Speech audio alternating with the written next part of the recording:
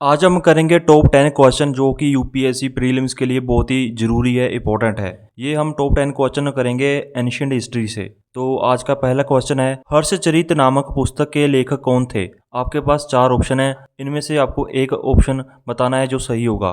पहला ऑप्शन है बाणभट्ट, दूसरा ऑप्शन है कालिदास, तीसरा ऑप्शन है अमर सिंह, चौथा ऑप्शन है हुआनसांग।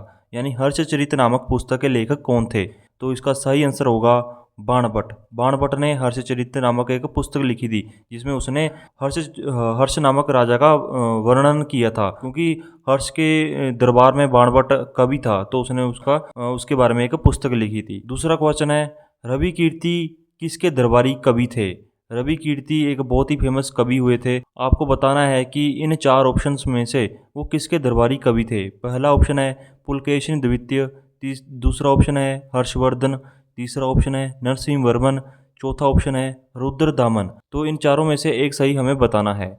इसका सही होगा पुलकेशिन द्वितीय। पुलकेशिन द्वितीय के दरबार में रवि कीर्ति एक बहुत ही फेमस और उम्दा कवि हुआ करते थे। तीसरा क्वेश्चन है, प्राचीन भारतीय इतिहास में विष्टि शब्द से आप क्या समझते हैं? आपका पहला ऑप्शन है बेगार, दूसरा ऑप्शन है प्रशासनिक अधिकारी, तीसरा ऑप्शन है भूदान, चौथा ऑप्शन है कर संग्रह। इसका सही आंसर होगा बेगार। बेगार को विष्टि शब्द से जोड़ा गया है प्राचीन इतिहास में।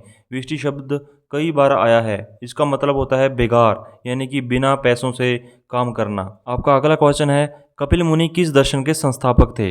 आपका पहला ऑप्शन है मीमांसा, दूसरा ऑप्शन है योग, तीसरा ऑप्शन है सांख्य, चौथा ऑप्शन है वेदांत। ये चारों ऑप्शन फिलोसफी से संबंध रखते हैं, लेकिन आपको बताना है कि इनमें से कपिल मुनि किस फिलोसफी के संस्थापक थे। तो इसका सही आंसर होगा सांख्य दर्शन। आपका अगला क्वेश्चन है, अष्टाध्यायी नाम से विख्यात ईसा पूर्व 4वीं सदी में संस्कृत भाषा के नियमों को सुव्यवस्थित करने वाला व्याकरण किसने लिखा? पहला ऑप्शन है पाणिनि, दूसरा ऑप्शन है आर्यभट्ट, तीसरा ऑप्शन है नागार्जुन, चौथा ऑप्शन है बाणभट्ट। तो इसका सही आंसर होगा पाणिनि। पाणिनि ने एक संस्कृत में एक ग्रंथ लिखा था जो संस्कृत पढ़ने वाले स्टूडेंट्स को रटा दिया जाता था। आपका अगला क्वेश्चन है, निम्नलिखित में से कौन सा एक हड़प्पा स्थल नहीं है?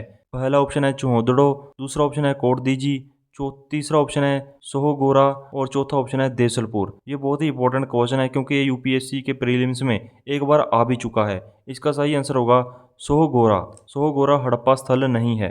अगला क्वेश्चन है, निम्नलिखित में से कौन सी विशेषता या विशेषताएं महायान बौद्ध मत की है? आपके पास 3 लाइनें होंगी। बुद्ध में देवता रोपण, बोधिसत्व के पथ पर चलना, मूर्ति उपासना तथा अनुष्ठान।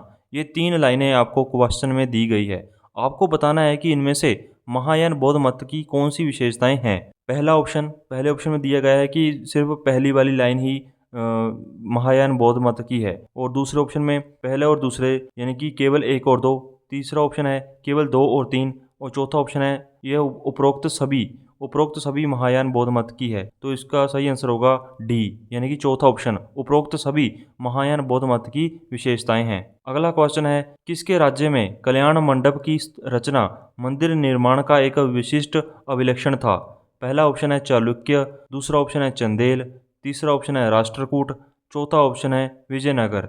तो इसका सही आंसर होगा विजयनगर, यानी कि इसका डी ऑप्शन सही है, विजयनगर।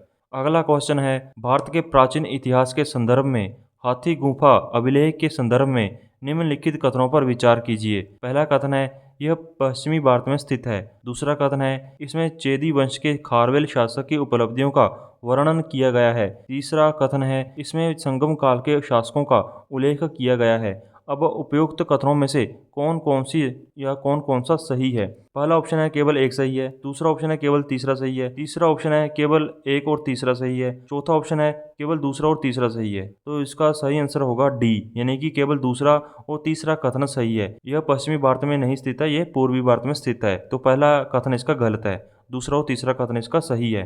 तो लास्ट क्वेश्चन है आज का, प्राचीन भारत में गुप्त वंश के शासनकाल के संदर्भ में बाघ, हिरण्य और उद्रंग शब्द संदर्भित करते हैं।